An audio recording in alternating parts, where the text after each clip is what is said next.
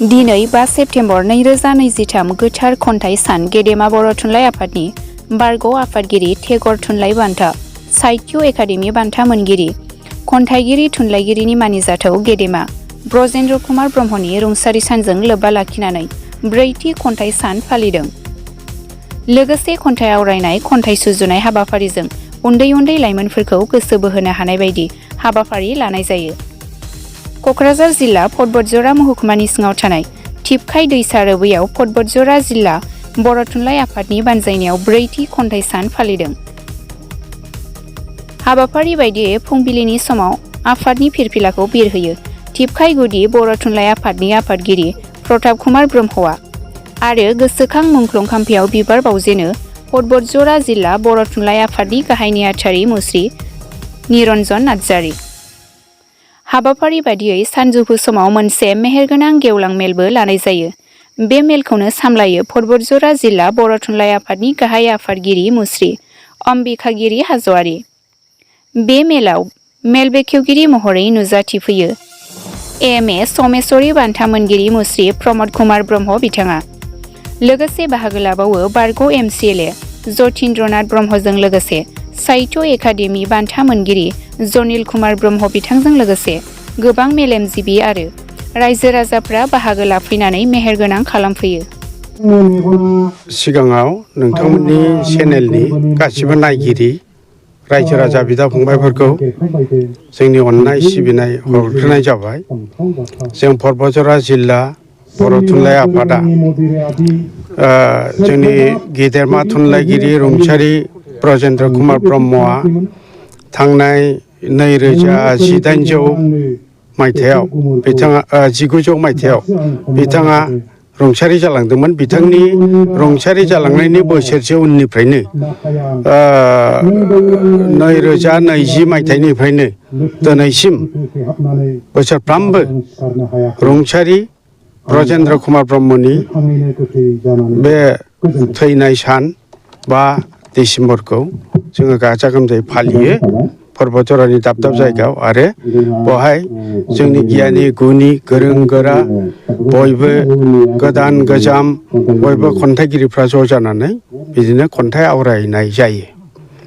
दिनैनि हाबाफारियाव नोंथांमोना मा हाबाफारि लादों? दिनैनि हाबाफारियावबोथ' जोंना बे 5 डिसेम्बर बे थुनलाइ सानखौ बोरै खन्थाइ सानखौ बोरै फालिनांगौ बे जोंना एजेन्डा दंखायो। सिगां जोङो बर' थुनलाइ आफादनि जोंनि फिरफिलाखौ जों बिरहोयो। बेनि उनाव जोंनि गेदेमा थुनलाइगिरि रुंसारि ब्रजेन्द्र कुमार ब्रह्मनि बिथांनि सावगारियाव जोङो बिबार बावो धुप धुना सावनानै मान बावो आरो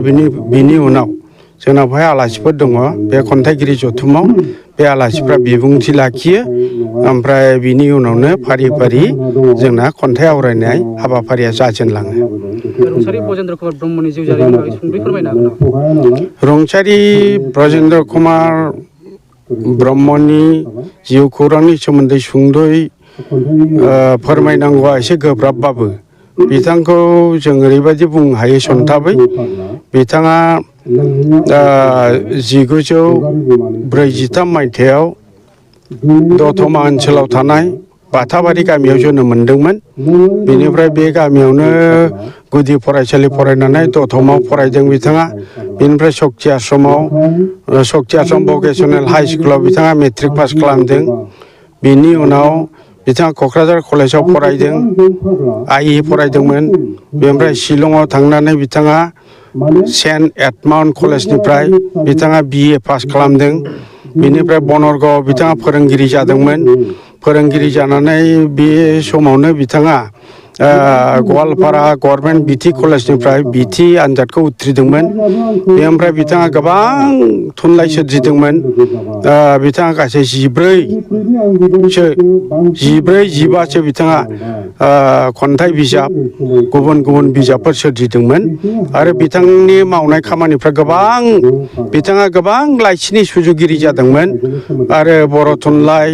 आरो बर' रायजो राजानि बिथांनि सोरजिलांनाय बे थुनलाइफ्रा जोंनि मोनसे गिदिर सम्पति आरो बिथाङा गोबां बिबानबो लाबोदोंमोन बिथाङा बर' रेबग्रा आफादनि बर' लिरगिरि जथुमनिबो लेङाइ आफादगिरिमोन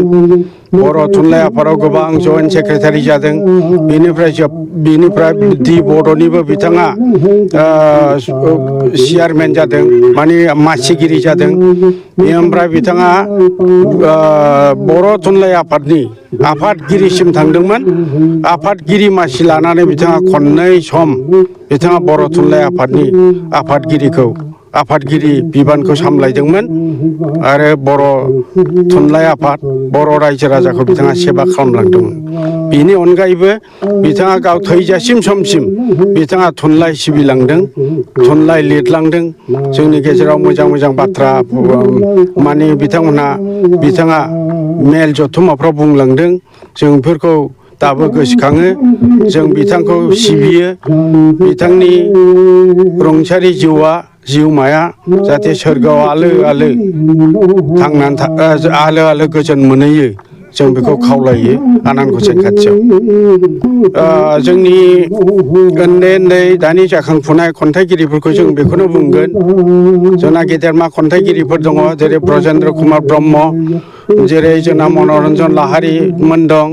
बेनिफ्राय जोंना कमल कुमार ब्रह्म दं समर ब्रह्म चौधुरि बिदिनो ईश्वर चन्द्र ब्रह्म बिदिनो गिदिर गिदिर खन्थाइगिरिफोर दङ बिथांमोननि आदर्श बिथांमोननि थुलुंगाखौ लानानै